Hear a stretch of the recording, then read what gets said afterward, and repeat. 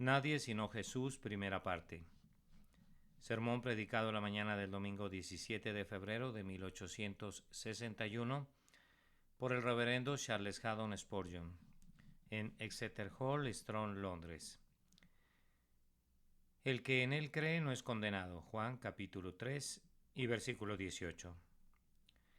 El camino de la salvación es explicado en la Escritura en los términos más sencillos, pero posiblemente no haya verdad sobre la cual se hayan proferido más errores que la relativa a la fe salvadora del alma. La experiencia ha demostrado hasta la saciedad que todas las doctrinas de Cristo son misterios, misterios no tanto en sí mismos, sino porque entre los que se pierden están encubiertas, en los cuales el Dios de este siglo ha cegado sus ojos. Tan sencilla es la Escritura que uno podría decir: el que corre puede leer, pero el ojo del hombre es tan miope y tan maleado en su entendimiento que distorsiona y tergiversa la más sencilla verdad de la Escritura. Y ciertamente, hermanos míos, aun quienes conocen lo que es la fe, personalmente y en la práctica, no siempre encuentran fácil definirla con precisión.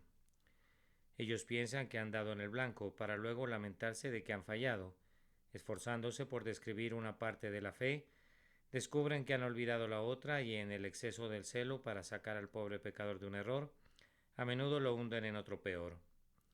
De tal forma que puedo afirmar que aunque la fe es la cosa más sencilla del mundo, es sin embargo uno de los temas más difíciles de predicar, porque por su misma importancia nuestra alma comienza a temblar cuando habla de ella y entonces somos incapaces de describirla tan claramente como quisiéramos.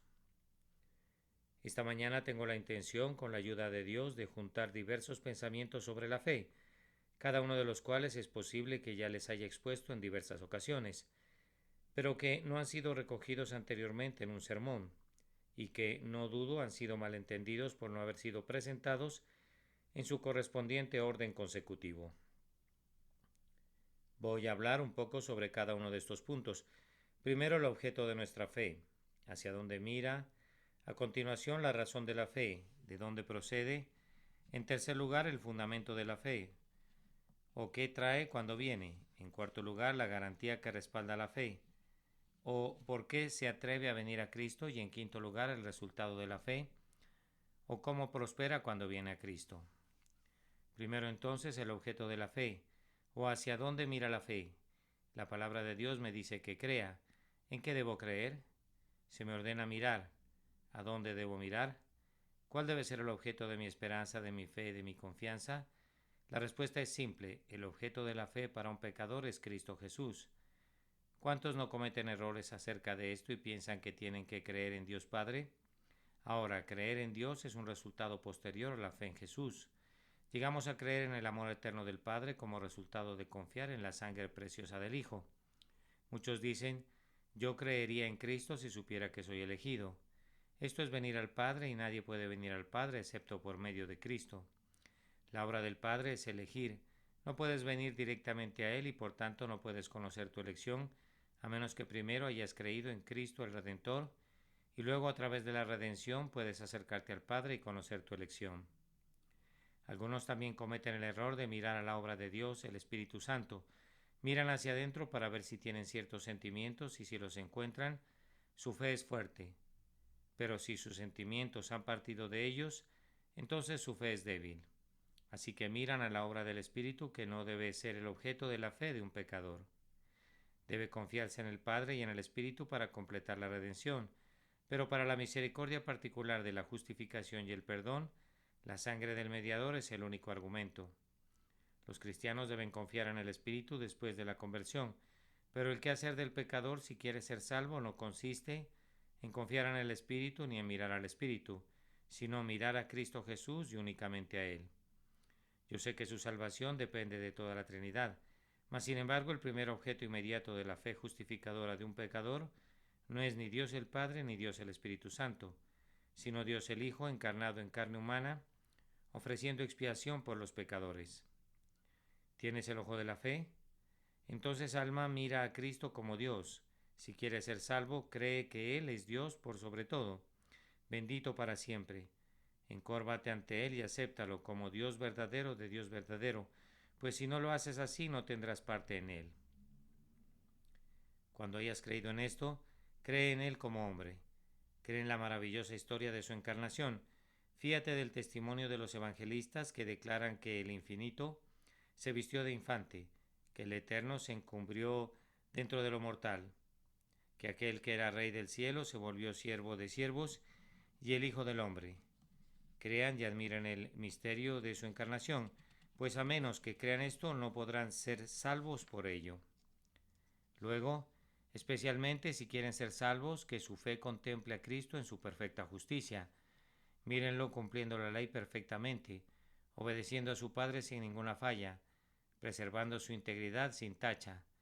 Todo esto debes considerarlo como realizado a tu favor.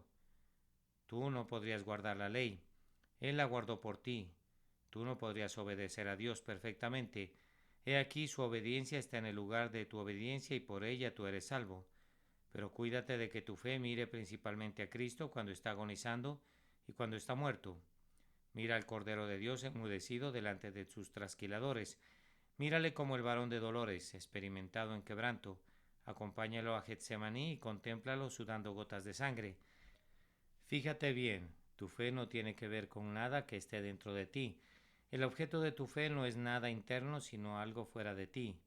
Cree en Él. Entonces, quien en aquel árbol con manos y pies clavados en el madero derrama su vida por los pecadores. Allí está el objeto de tu fe para justificación, no en ti mismo ni en nada que el Espíritu Santo haya hecho en ti o en nada que haya prometido hacer por ti. Tú debes mirar a Cristo y únicamente a Cristo. Luego que tu fe contemple a Cristo levantándose de los muertos, míralo. Él ha cargado con la maldición y ahora recibe la justificación. Él muere para pagar la deuda. Él se levanta para clavar en la cruz el comprobante de la deuda saldada. Mírale ascendiendo a los cielos y contémplale en este día intercediendo ante el trono del Padre. Está allí intercediendo por su pueblo, ofreciendo hoy su petición llena de autoridad a favor de todos los que vienen a Dios por medio de él. Y él, como Dios, como hombre, cuando vive, cuando muere, cuando resucita, cuando reina arriba, él y solo él debe ser el objeto de tu fe para perdón del pecado. No debes confiar en ninguna otra cosa. Él debe ser la única columna y sostén de tu confianza, y todo lo que tú agregues a eso será un anticristo inicuo, una rebelión contra la soberanía del Señor Jesús. Pero si la fe te salva mientras miras a Cristo en todos esos asuntos, ten presente que tienes que verlo como un sustituto. Esta doctrina de la sustitución es tan esencial para todo el plan de salvación que tengo que explicarla aquí por milésima vez. Dios es justo. Él debe castigar el pecado. Dios es misericordioso. Él quiere perdonar a aquellos que creen en Jesús. ¿Cómo se va a lograr esto? ¿Cómo puede ser justo y exigir el castigo y misericordioso y aceptar al pecador? Lo hace así. Él toma los pecados de su pueblo y efectivamente los alza, quitándolos de su pueblo y poniéndolos en Cristo, de tal forma que ellos quedan como inocentes, como si nunca hubiesen pecado, y Cristo es mirado por Dios como si Él fuese todos los pecadores del mundo resumidos todos en uno. El pecado de su pueblo fue retirado de las personas y real y efectivamente, no típica ni metafóricamente, sino real y efectivamente fue puesto en Cristo. Entonces Dios salió con su espada encendida para encontrarse con el pecador y castigarlo. Se encontró con Cristo. Cristo mismo no era un pecador, pero los pecados de su pueblo fueron todos imputados a él. Por lo tanto, la justicia se enfrentó con Cristo como si él hubiese sido el pecador. Castigó a Cristo por los pecados de su pueblo. Le castigó en todo el alcance de sus derechos. Exigió de él hasta el último átomo de la pena, no dejando ni un residuo en la copa. Y ahora aquel que puede ver a Cristo como su sustituto y pone su confianza en él, es librado de la maldición de la ley. Alma, cuando veas a Cristo obedeciendo la ley, tu fe debe decir, Él obedece eso por su pueblo. Cuando le veas muriendo, debes contar las gotas carmesíes y decir, así quitó Él mis pecados. Cuando le veas resucitando de los muertos, debes decir, Él resucita como cabeza y representante de todos sus elegidos.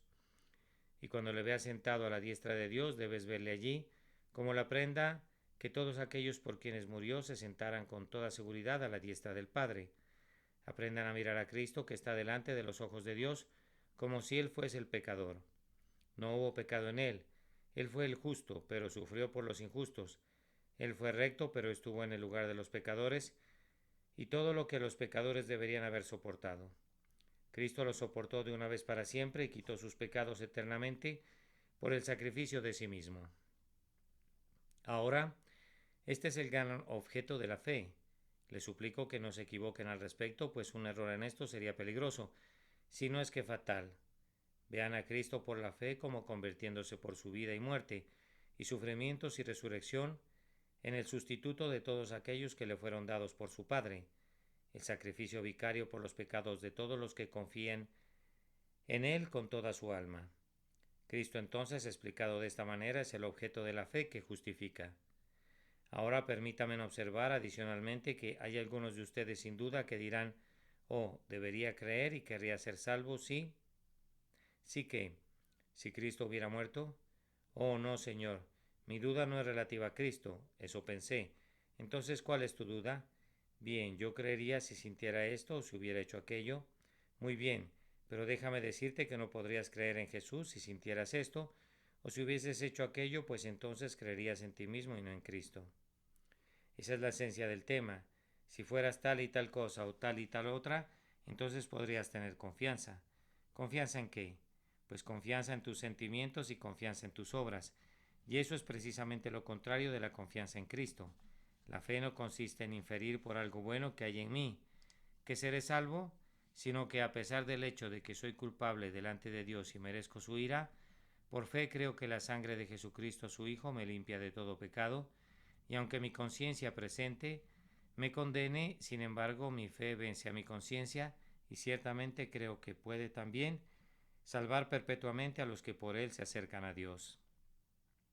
Venir a Cristo como un santo es algo muy fácil. Confiar en que un doctor pueda salvarte cuando crees que estás mejorando es muy fácil, pero confiar en tu médico cuando sientes que la sentencia de muerte está en tu cuerpo y mantener la confianza cuando la dolencia está ganando terreno y se manifiesta de todas maneras y cuando la úlcera está supurando veneno, creer simplemente en la eficacia de la medicina, eso es fe. Y así cuando el pecado cobra señorío sobre ti, cuando sientes que la ley te condena, entonces aún entonces como un pecador confiar en Cristo, esta es la enseñanza más intrépida en todo el mundo, y la fe que derrumbó los muros de Jericó, la fe que levantó a los muertos, la fe que tapó bocas de leones, no era más grande que la de un pobre pecador, cuando pese a todos sus pecados, se atreve a confiar en la sangre y justicia de Jesucristo. Haz esto, alma, y entonces serás salva. Independientemente de quién pueda ser, el objeto de la fe entonces es Cristo como sustituto de los pecadores. Dios en Cristo, pero no Dios aparte de Cristo ni ninguna obra del Espíritu, sino la obra de Jesús únicamente debe ser vista por ustedes como el cimiento de su esperanza. Y ahora, en segundo lugar, la razón de la fe, o por qué cree un hombre y de dónde procede su fe. La fe es por el oír, concedido, pero ¿acaso no todos los hombres oyen y muchos todavía permanecen en la incredulidad? ¿Cómo entonces se acerca cualquiera por medio de su fe? La fe viene a cada quien para experiencia propia como resultado de un sentido de necesidad. Se siente necesitado de un Salvador. Descubre que Cristo es justamente el Salvador que necesita y por tanto, como no puede evitarlo, cree en Jesús, no teniendo nada propio. Siente que debe tomar a Cristo o de lo contrario debe perecer y por lo tanto lo hace porque no puede evitarlo. El hombre es arrinconado y solo existe esta única vía de escape, es decir, por la justicia de otro. Siente que no puede escapar por medio de buenas obras o por medio de sus propios sufrimientos y entonces viene a Cristo y se humilla, porque no puede nada sin Cristo y perecerá a menos que se aferre a Él. Pero regresando a la pregunta del principio, ¿dónde obtiene el hombre su sentido de necesidad? ¿Cómo es que él y no otros sienten su necesidad de Cristo? Es seguro que no tiene mayor necesidad de Cristo que otros hombres. ¿Cómo llega a saber entonces que está perdido y arruinado? ¿Cómo es que es conducido por el sentido de ruina a aferrarse a Cristo el restaurador? La respuesta es, este es el don de Dios, esta es la obra del Espíritu. Ningún hombre viene a Cristo a menos que el Espíritu lo traiga y el Espíritu trae a los hombres a Cristo, encerrándolos bajo la ley y dándoles la convicción de que si no vienen a Cristo perecerán. Entonces, por el puro mal tiempo, ellos dan un viraje y se apresuran a llegar a este puerto celestial. La salvación por medio de Cristo es tan repugnante a nuestra mente carnal, tan inconsistente con nuestro amor al mérito humano, que nunca nos aferraríamos a Cristo para que fuera nuestro todo en todo, si el Espíritu no nos convenciera de que no somos absolutamente nada y no nos forzara a aferrarnos a Cristo. Pero entonces la pregunta va todavía más lejos. ¿Cómo es que el Espíritu de Dios muestra a algunos hombres su necesidad y a otros no? ¿A qué se debe que algunos de ustedes fueron conducidos a Cristo por su sentido de necesidad, mientras otros permanecen en su justicia propia y perecen? No hay otra respuesta que pueda darse sino esta: sí, Padre, porque así te agradó. Todo se reduce al fin a la soberanía divina. El Señor ha escondido estas cosas de los sabios y de los entendidos y las ha revelado a los niños. De conformidad a la forma en que Cristo lo expresa, mis ovejas oyen mi voz, pero vosotros no creéis porque no sois de mis ovejas, como os he dicho. Algunos teólogos quisieran leer esto: ustedes no sois de mis ovejas porque no creéis, como si creer nos hiciera ovejas de Cristo, pero el texto afirma: pero vosotros no creéis porque no sois de mis ovejas. Todo lo que el Padre me da vendrá a mí. Si no vienen, es una clara prueba que nunca fueron dados, pues aquellos que fueron dados a Cristo desde la más remota eternidad, elegidos por Dios el Padre y luego redimidos por Dios el Hijo, estos son conducidos por el Espíritu, por medio de un sentido de necesidad, a venir y asirse de Cristo. Ningún hombre creyó jamás o creerá en Cristo a menos que sienta su necesidad de Él. Nadie sintió jamás o sentirá alguna vez su necesidad de Cristo, a menos que el Espíritu le lleve a sentirla, y el Espíritu no conducirá a ningún hombre a sentir su necesidad de Jesús salvadoramente, a menos que esté escrito así en el libro eterno, en el que ciertamente Dios ha grabado los nombres de sus elegidos. Entonces, creo que no debo ser malentendido en este punto, que la razón de la fe o del por qué los hombres creen es el amor electivo de Dios, obrando por medio del Espíritu mediante un sentido de necesidad, llevándolos de esta manera a Cristo Jesús. Pero ahora voy a necesitar de su cuidadosa atención mientras menciono otro punto acerca del cual ustedes pensarán tal vez que me estoy contradiciendo, y es el fundamento de la fe del pecador, o sobre qué base se atreve a creer en el Señor Jesucristo. Mis queridos amigos, ya he dicho que ningún hombre creerá en Jesús a menos que sienta su necesidad de Él, pero a menudo me han escuchado decir, y lo repito de nuevo, que no vengo a Cristo argumentando que siento mi necesidad de Él. Mi razón de creer en Cristo no es que yo sienta mi necesidad de Él, sino que yo tengo una necesidad de Él. El fundamento sobre el cual un hombre viene a Jesús no es porque sea un pecador sensible, sino porque es un pecador y nada más que un pecador. Él no vendrá a menos que sea despertado, pero cuando viene no dice: Señor, yo vengo a ti porque soy un pecador que ha despertado, sálvame, sino que dice: Señor, soy un pecador, sálvame. No su despertar, sino su condición de pecador es el método y el plan sobre los cuales se atreve a venir. Tal vez perciban lo que quiero decir, pues encuentro un poco difícil explicarme en este momento. Si hiciera referencia a la predicación de muchos grandes teólogos calvinistas, ellos decían al pecador: ahora si sienten su necesidad de Cristo, si se han arrepentido tanto, si han sido atormentados por la ley hasta tal y tal punto, entonces puede venir a Cristo sobre la base de que son pecadores que han sido despertados. Yo digo que eso es falso. Ningún hombre puede venir a Cristo sobre la base que es un pecador despierto. Debe venir a Él como un pecador. Cuando vengo a Jesús, yo sé que no he venido a menos que esté consciente, pero aún así no vengo como un pecador despertado. No estoy al pie de su cruz para ser lavado, porque me he arrepentido. No traigo nada cuando me acerco, excepto pecado. Un sentido de necesidad es un sentimiento bueno, pero cuando estoy al pie de la cruz no creo en Cristo porque tenga buenos sentimientos, sino que creo en Él ya sea que tenga buenos sentimientos o no. Simplemente como soy, sin ningún argumento, excepto que tu sangre derramaste por mí y que tú me ordenas acercarme a ti. Oh Cordero de Dios, así vengo. El señor Roger, el señor Shepard, el señor Flavel y varios teólogos excelentes en la época puritana, y especialmente Richard Baxter, acostumbraban dar descripciones de lo que un hombre debe sentir antes de que pueda atreverse a venir a Cristo. Ahora yo coincido con el lenguaje del buen señor Fenner, otro de esos teólogos que dijo que era solo un bebé en la gracia comparado con aquellos. Me atrevo a decir que todo esto no es escritural. Los pecadores ciertamente sienten estas cosas antes de venir, pero no vienen por causa de haberlo sentido. Vienen porque son pecadores, y no por ninguna otra causa. La puerta de la misericordia está abierta y sobre esa puerta está escrito, palabra fiel y digna de ser recibida por todos, que Cristo Jesús vino al mundo para salvar a los pecadores. Entre la palabra salvar y la siguiente palabra pecadores no hay ningún adjetivo. No dice pecadores penitentes, pecadores despiertos, pecadores sensibles, pecadores dolidos o pecadores alarmados. No, únicamente dice pecadores, y yo sé esto, que cuando he venido o vengo a Cristo hoy, pues siento que tengo tanta necesidad en mi vida de venir hoy a la cruz de Cristo como la tuve hace 10 años. Cuando vengo a Él no me atrevo a venir como un pecador consciente o un pecador despierto, pero tengo que venir todavía como un pecador con mis manos vacías. Vi a un hombre entrando en años esta semana en la sacristía de una capilla en Yorkshire. Yo había estado comentando algo a este respecto. El anciano había sido un cristiano por años y dijo, nunca lo vi expuesto tan exactamente, sin embargo, yo sé que esa es simplemente la forma en que vengo. Yo digo, Señor, nada traigo en mis manos, simplemente a tu cruz me aferro. Desnudo busco en ti vestido, desvalido vengo a ti por gracia. Negro, sumamente negro, dijo el anciano, vuelo a la fuente, lávame Salvador o muero. La fe consiste en salirse de ustedes mismos y entrar en Cristo.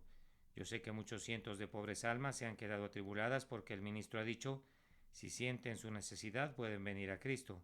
Pero responden ellos, yo no siento mi necesidad lo suficiente, estoy seguro que no la siento. He recibido muchísimas cartas de pobres conciencias atribuladas que han dicho, yo me aventuraría a creer en que Cristo me salva si tuviera una tierna conciencia, si tuviera un corazón blando. Oh, pero mi corazón es como una roca de hielo que no se derrite. No puedo sentir como me gustaría sentir y por lo tanto no debo creer en Jesús. Oh, fuera con eso, fuera con eso. Es un perverso anticristo, es un papismo descarado. No es tu blando corazón el que te da derecho a creer. Debes creer en Cristo para renovar tu endurecido corazón y venir a Él sin nada contigo excepto el pecado. La razón por la que un pecador viene a Cristo es porque está negro, porque está perdido y no porque sepa que está perdido.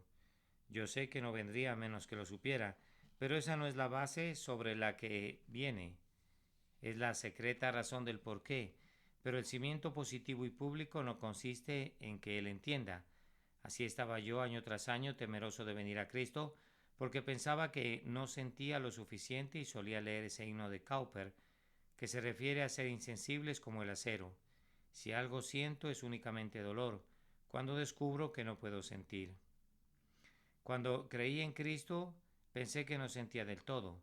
Ahora, cuando vuelvo mi mirada al pasado, descubro que había estado sintiendo muy aguda e intensamente todo el tiempo y principalmente debido a que pensaba que no sentía.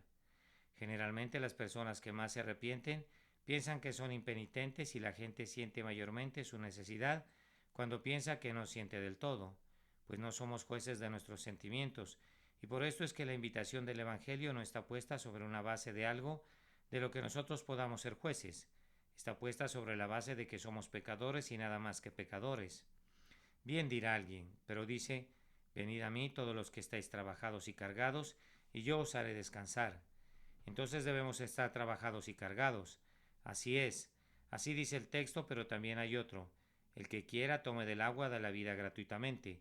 Este texto no dice nada acerca de trabajados y cargados.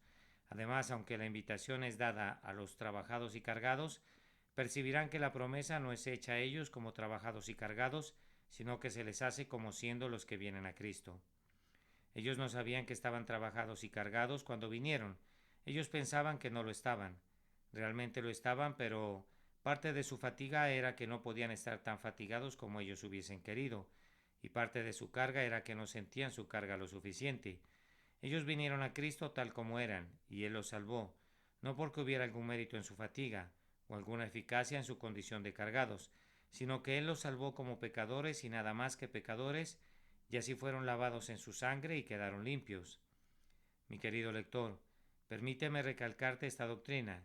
Si vienes a Cristo el día de hoy y vienes únicamente en tu carácter de pecador, Él no te echará fuera. El viejo Tobias Crisp dice precisamente en uno de sus sermones sobre este punto, me atrevo a decirlo, que si tú vienes a Cristo independientemente de quién seas y no te recibiera, entonces él no cumpliría su palabra, pues dice, al que a mí viene no le echo fuera. Si tú vienes, no te preocupes de tu capacidad o preparación. Él no requiere calificación de deberes o sentimientos tampoco. Tú debes venir tal como eres. Y si eres el mayor pecador fuera del infierno, eres tan apto para venir a Cristo como si fueras el más moral y el más excelente de los hombres. Allí está una bañera. ¿Quién está preparado para el baño? La mugre de un hombre no es razón para que no sea lavado, sino más bien una razón muy evidente del por qué debe serlo. Cuando nuestros magistrados de la ciudad estaban dando ayuda a los pobres, nadie dijo, yo soy demasiado pobre, por tanto no soy apto para recibir socorro. Tu pobreza es tu preparación, aquí lo negro es blanco. Extraña condición, lo único que puedes traer a Cristo es tu pecado y tu maldad. Todo lo que Él pide es que vengas vacío. Si tienes algo que sea tuyo propio, debes dejarlo todo antes de venir. Si hubiera algo bueno en ti, no podrías confiar en Cristo. Debes venir con tus manos vacías. Tómalo como tu todo en todo, y esa es la única base sobre la cual una pobre alma puede ser salvada, como un pecador y solo como un pecador. Para no demorarme más, mi cuarto punto tiene que ver con la garantía que respalda la fe, o por qué un hombre se atreve a confiar en Cristo. ¿No es acaso imprudente que un hombre confíe en Cristo para que le salve, y especialmente cuando no tiene nada bueno consigo? ¿No es acaso una presunción arrogante que un hombre confíe en Cristo? No, señores, no lo es. Es una grandiosa y noble obra de Dios, el Espíritu Santo, que un hombre le diga no a todos sus pecados, y crea y confirme que Dios es verdadero, y crea en el poder de la sangre de Jesús. ¿Pero por qué se atreve alguien a creer en Cristo? Pregunto ahora. Bien, dice alguien, yo convoqué a la fe a creer en Cristo porque sentía que había una obra del Espíritu en mí. Tú no crees en Cristo para nada. Bien, dirá otro, yo pensé que tenía un derecho a creer en Cristo porque sentí algo. No tenías ningún derecho a creer en Cristo basado en una garantía como esa. ¿Cuál es entonces la garantía de un hombre para creer en Cristo? Es esta. Cristo le dice que lo haga. Esa es su garantía. La palabra de Cristo es la garantía del pecador para creer en Cristo. No lo que sienta o lo que sea ni lo que no sea, sino que Cristo le ha dicho que lo haga. El Evangelio dice esto: cree en el Señor Jesucristo y serás salvo. El que no creyere será condenado. La fe en Cristo es entonces un deber estipulado, así como un privilegio bendito. Y qué misericordia es que sea un deber, pues nunca podrá cumplir con su deber. Ahora, sobre la base que Dios me ordena que crea, tengo un derecho de creer, sin importar quién sea. El Evangelio es enviado a toda criatura. Bien, yo pertenezco a esa tribu. Yo soy parte de todas las criaturas y ese Evangelio me ordena creer y yo lo hago. No puedo haber hecho mal al hacerlo, pues se me ordenó que lo hiciera. No puedo cometer un error al obedecer un mandamiento de Dios. Ahora es un mandamiento de Dios dado a toda criatura que crea en Jesucristo, a quien Dios ha enviado. Esta es tu garantía, pecador, y cuán bendita es esa garantía, pues es una garantía que el infierno no puede contradecir y que el cielo no puede retirar. No necesitan mirar internamente buscando las brumosas garantías de su experiencia. No necesitan estar mirando sus obras y sus sentimientos para obtener una garantía insuficiente y torpe de su confianza en Cristo. Ustedes pueden creer en Cristo porque Él les dice que lo hagan. Ese es un terreno firme que pisar y uno que no admite dudas. Voy a suponer que todos estamos muriéndonos de hambre, que la ciudad ha sido sitiada y cerrada, ya ha habido una muy prolongada hambre y estamos a punto de morir de inanición. Nos llega una invitación para asistir de inmediato al palacio de algún grande para comer y beber, pero nos hemos vuelto insensatos y no queremos aceptar la invitación. Supongan ahora que una espantosa locura se ha apoderado de nosotros y preferimos morir, y decidimos morir de hambre en vez de venir. Supongan que el heraldo del rey dijera: vengan y coman opíparamente, pobres almas hambrientas, y como yo sé que están renuentes a venir, agrego esta amenaza: si no vienen, mis guerreros les caerán encima, les harán sentir la agudeza de sus espadas. Yo pienso, queridos amigos, que diríamos: bendecimos a este gran hombre por esa amenaza, porque ahora no necesitamos decir puede ser que no vaya, mientras que la realidad es que no podemos detenernos lejos. Ahora no puedo decir que no estoy listo para ir, pues se me ordena venir y estoy amenazado si no voy, y yo iré. Esa terrible frase, el que no creyere será condenado, fue añadida no por ira, sino porque el Señor sabía que nuestra locura insensata y que rehusaríamos nuestras propias misericordias a menos que Él tronara sobre nosotros para hacernos asistir al festín. Fuérzalos a entrar. Esta fue la palabra del Señor antiguamente y ese texto es parte del cumplimiento de esa exhortación. Fuérzalos a entrar. Pecador, tú no puedes estar perdido al confiar en Cristo, pero te perderás si no confías en Él. Ay, y perdido por no confiar en Él, lo digo libremente ahora, pecador, no solamente puedes venir, pero, te suplico, no desafíes la ira de Dios al rehusar venir. Las puertas de la misericordia están abiertas de par en par. ¿Por qué razón no vendrás? ¿Por qué no quieres hacerlo? ¿Por qué razón rechazarás todavía su voz y perecerás en tus pecados? Fíjense, si perece en cualquiera de ustedes, la sangre no estará a la puerta de Dios ni a la puerta de Cristo, sino a su propia puerta. Él podrá decir de ustedes, no queréis venir a mí para que tengáis vida. Oh, pobre pecador tembloroso, si estás anuente a venir, no hay nada en la palabra de Dios que te impida venir. Pero hay a la vez amenazas que te impelen como poderes que te atraen. Todavía oigo que dicen, no debo confiar en Cristo. Ustedes pueden, lo afirmo, pues a toda criatura bajo el cielo se le ordena hacerlo, y lo que se te manda que hagas debes hacerlo. Ah, bien, dice alguien, todavía no siento que pueda. Volvemos a lo mismo, tú dices que no harás lo que Dios te dice que hagas por algunos sentimientos estúpidos tuyos. No se te dice que confíes en Cristo debido a que sientas algo, sino simplemente porque eres un pecador. Ahora tú sabes que eres un pecador. Lo soy, dice uno, y esa es mi aflicción. ¿Por qué es tu aflicción? Esa es una señal de que sientes. Ay, dice alguien, pero yo no siento lo suficiente, y esa es mi preocupación. No siento que deba. Bien, supón que sientes o supón que no sientes. Tú eres un pecador, y palabra fiel y digna de ser recibida por todos que Cristo Jesús vino al mundo para salvar a los pecadores. Oh, pero yo soy un viejo pecador. He estado 60 años en pecado. ¿Dónde está Cristo que después de 60 años no puede ser salvado? Amigo, Cristo podía salvarte a los 100 años. Ay, si fueras como Matusalén en culpa, la sangre de Jesucristo su Hijo nos limpia de todo pecado. El que quiera tome del agua de la vida gratuitamente. Puede también salvar perpetuamente a los que por él se acercan a Dios. Sí, dirá uno, pero yo he sido un borracho, un blasfemo, un lascivo, un profano. Entonces eres un pecador. No has excedido lo sumo y él puede todavía salvarte. Ay, dirá otro, pero tú no tienes idea de cómo se ha agravado mi culpa. Eso solo te comprueba que eres un pecador y que se te ordena confiar en Cristo y ser salvo. Ay, clama otro, pero tú no sabes cuán a menudo yo he rechazado a Cristo. Sí, pero eso solo te hace un peor pecador. No tienes idea de cuán duro es mi corazón. Así es, pero eso solo demuestra que eres un pecador y todavía demuestra que eres uno de los que Cristo vino a salvar. Oh, pero Señor, no tengo nada bueno. Si lo tuviera, usted sabe, tendría algo que me alentaría. El hecho de que no tengas nada bueno simplemente me demuestra que tú eres el hombre al que soy enviado a predicar. Cristo vino para salvar lo que se había perdido, y todo lo que has dicho únicamente demuestra que estás perdido y por lo tanto Él vino a salvarte. Confía en Él, confía en Él. Pero si soy salvado, dice alguien, seré el peor pecador que jamás se ha salvado. Entonces mayor será la música en el cielo cuando llegues allí. Mayor gloria para Cristo, pues entre peor sea un pecador, más honor habrá para Cristo cuando al fin sea traído a casa. Ay, pero mi pecado ha abundado, su gracia sobreabundará, pero mi pecado ha llegado hasta el cielo.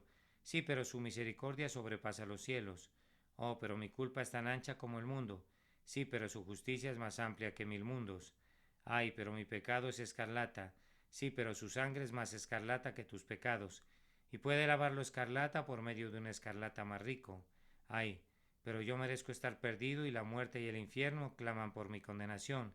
Sí, y podrán hacerlo, pero la sangre de Jesucristo puede clamar más fuerte que la muerte o el infierno y clama hoy, Padre, que el pecador viva. Oh, yo quisiera sacar este pensamiento de mi propia boca y meterlo en sus cabezas, que cuando Dios los salva no es por nada en ustedes, es por algo en Él mismo. El amor de Dios no tiene ningún motivo excepto el que está en sus propias entrañas. El motivo de que Dios perdone a un pecador se encuentra en su propio corazón y no en el pecador. Y hay tanta razón en ti para que seas salvado como lo hay en cualquier otro para que seas salvado. Es decir, absolutamente ninguna razón. No hay ningún motivo en ti del por qué deba tener misericordia de ti, pero no se necesita ninguna razón, pues la razón tiene su base en Dios y solo en Dios. Y ahora llego a la conclusión y confío en que tendrán paciencia conmigo, pues mi último punto es muy glorioso y lleno de gozo para aquellas almas que como pecadoras se atreven a creer en Cristo, el resultado de la fe, o cómo prospera cuando viene a Cristo. El texto dice, el que en él cree no es condenado. Allá está un hombre que en este momento acaba de creer.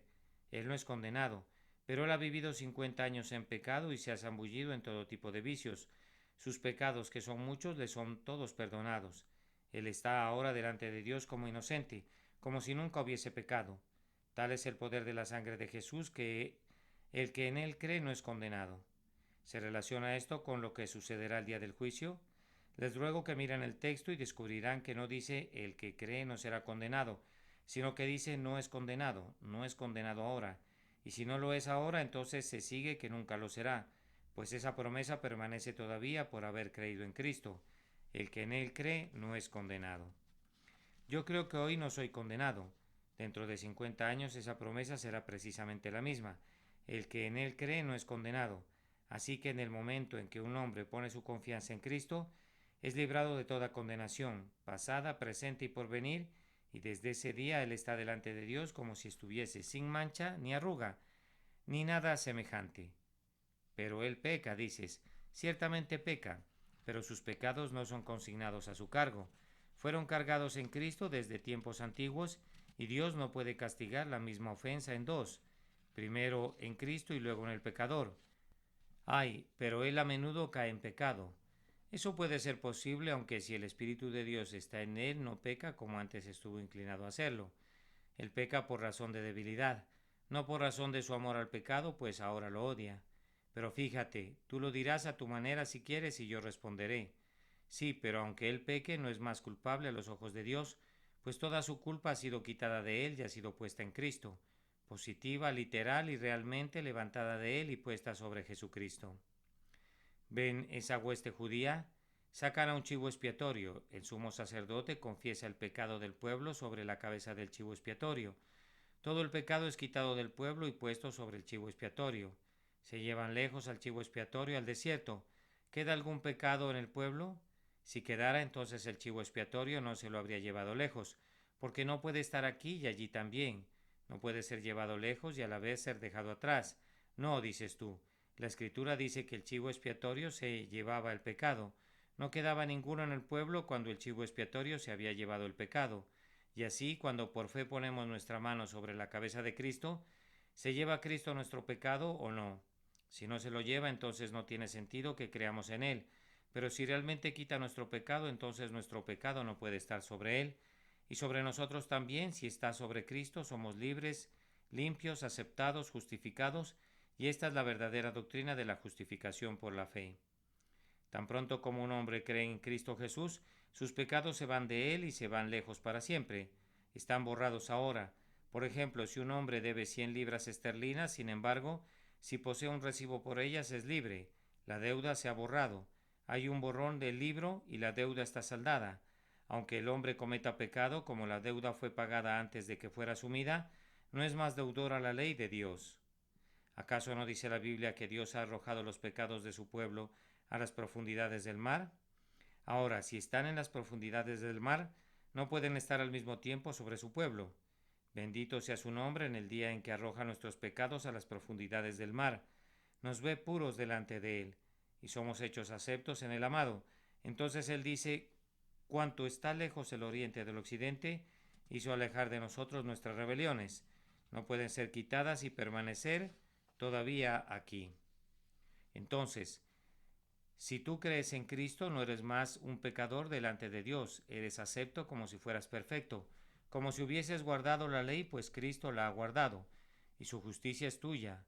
Tú has quebrantado la ley, pero tu pecado es suyo, y él ha sido castigado por su causa.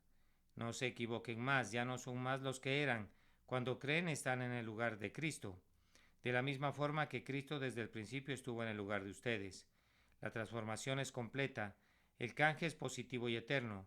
Quienes creen en Jesús son tan aceptos por Dios el Padre de la misma manera que su Hijo eterno es acepto, y los que no creen, sin importar lo que hagan, no harán otra cosa que obrar su justicia propia, pero permanecen bajo la ley y todavía estarán bajo maldición. Ahora ustedes que creen en Jesús, recorran la tierra en la gloria de esta grandiosa verdad. Ustedes tienen todavía una naturaleza pecaminosa, pero han sido lavados en la sangre de Cristo. David dice, lávame y seré más blanco que la nieve. Últimamente han visto caer la nieve, cuán clara, cuán blanca. ¿Qué podría ser más blanco? Pues el cristiano es más blanco que eso. Ustedes dicen, él es negro. Yo sé que es tan negro como cualquiera, tan negro como el infierno, pero la gota de sangre cae en él y se vuelve tan blanco, más blanco que la nieve. La próxima vez que vean los blancos copos de nieve cayendo del cielo, mírenlos y digan, aunque deba confesar dentro de mí que soy indigno e inmundo, sin embargo, al creer en Cristo, Él me ha dado su justicia tan completamente que soy inclusive más blanco que la nieve cuando desciende del tesoro de Dios. Oh, que la fe se aferrara a esto.